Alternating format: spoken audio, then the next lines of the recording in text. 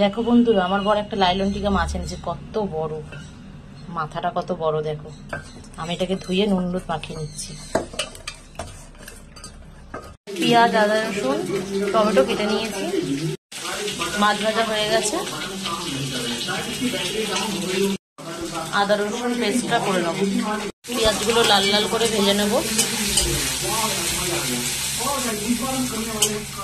দেখো বন্ধু, পেঁয়াজগুলো লাল লাল করে ভাজা হয়ে গেছে। আদা রসুন পেস্ট,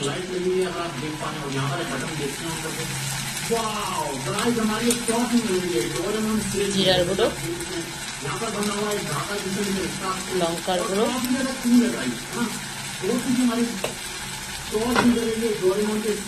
হলুদের গুঁড়ো দিয়ে ভালো করে কষিয়ে নেব। পরিমাণ মতো নুন দিয়ে দেবো, ভালো করে কষিয়ে নেব। মশলাগুলো কষানো হয়ে গেছে, জল দিয়ে দেবো।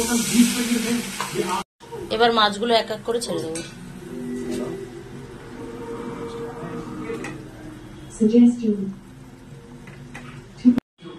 রেডি হয়ে গেছে মাছের ঝোল।